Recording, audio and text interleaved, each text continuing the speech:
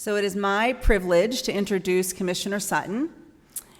The energy and the passion that Commissioner Sutton brings to the Mayor's Office of Veterans Affairs to ensure that not a single chronically homeless veteran is either in the shelter or on the streets is incredibly inspiring.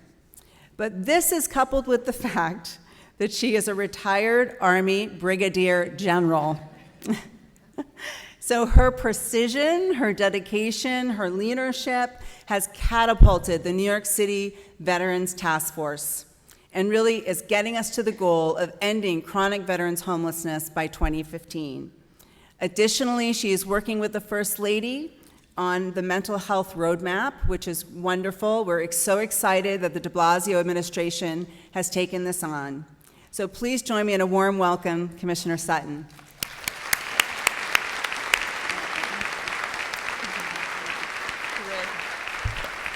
Thank you so much, Laura.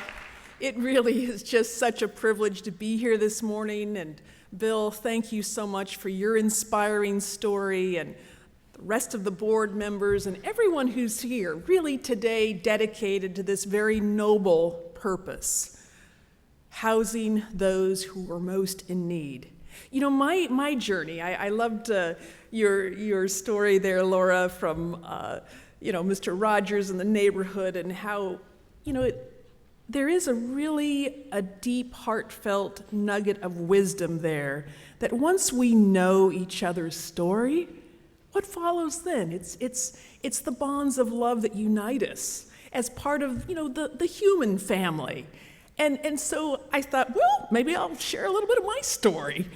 And I thought to myself, well, when did I start this journey of becoming a veteran now, and having this privilege to serve in the greatest city on earth as your commissioner for the Mayor's Office of Veterans Affairs? Well, in 1982, I was at Fort Sam Houston, Texas, in basic training, boot camp. And at 4 o'clock in the morning, I was awoken, bolt right out of my rack.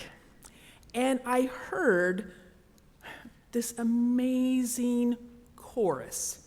These were Army medics who were running in formation, probably 350, 400 of them, and the Jody call that they were belting out went like this: "We like it here. We love it here. We've finally found a home. A home, a home. We've finally found a home." And those words just really sunk deep in my heart. There were all kinds of other Jody calls that I heard during those months of boot camp and basic training. But the one that our medics, our recruits, just connected with the most passion, with the most heartfelt emphasis, was this one about finding a home. Well, years later, after 30 years of being privileged to serve with the finest soldiers, sailors, airmen, Marines, coasties that the earth has ever known, I found my way to New York City, and I feel like, as my partner Loree and I 2 years ago just decided, let's just move to Brooklyn for 3 years as a grand adventure. Let's just figure out, what's next. Didn't even know about this position as commissioner. It's a wild journey, a wild story that has led me to now come full circle and feel like, yes, I like it here. I love it here. I've finally found a home.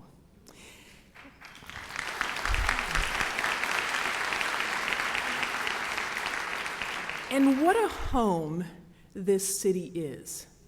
To have the privilege of working for a mayor and an administration and a city with this long history of commitment to those who are most vulnerable, the right to shelter, this commitment to ending veteran homelessness, this was the privilege that was mine to walk into last September.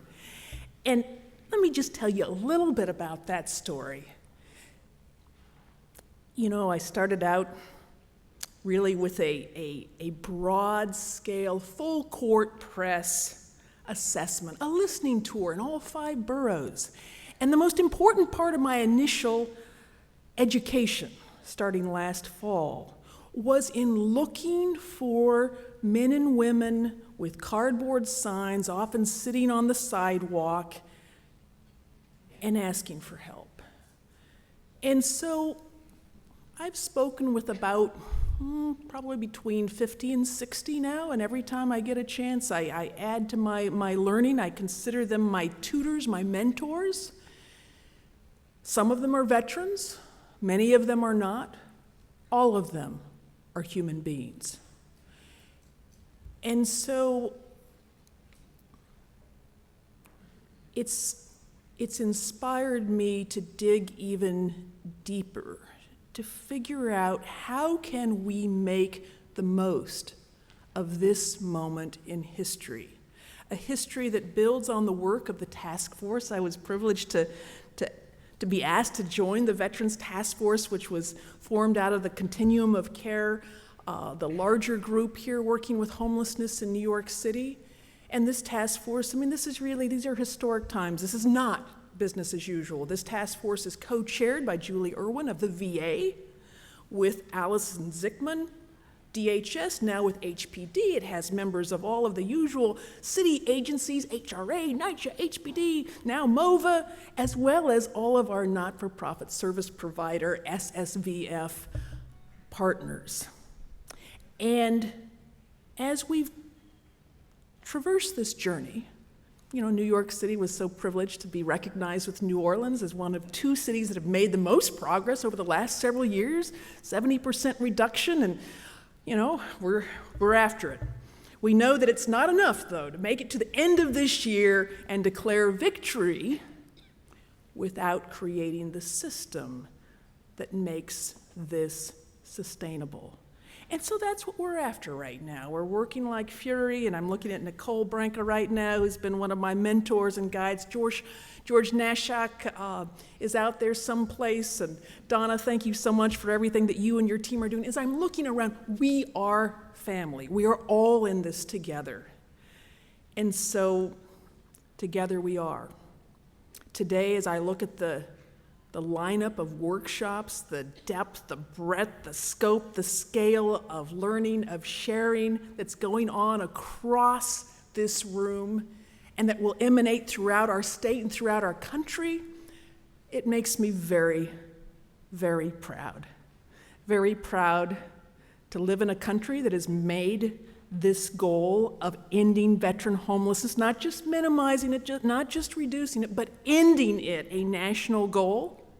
And of course, what we learn in this journey of ending veteran homelessness, we can then scope and scale and apply to the larger issues, certainly here in New York City as well as around the country, of helping those who are really the most vulnerable among us. And that's where I come back, Bill, to some of your first words. Wasn't that a great title? Our Lady of Good Counsel? I aspire to be a lady of good counsel, and I will tell you, when I had the chance to early on make a tour of some of the developments in Brooklyn with Monsignor Lopinto and his team, I was drawn again to this notion of home and family and community. As one of the women at one of the developments we went to knocked on the door, she came out, and of course she knew Monsignor Lopinto, and she said, "Welcome home, Monsignor. We're a family here." And indeed, we're the human family.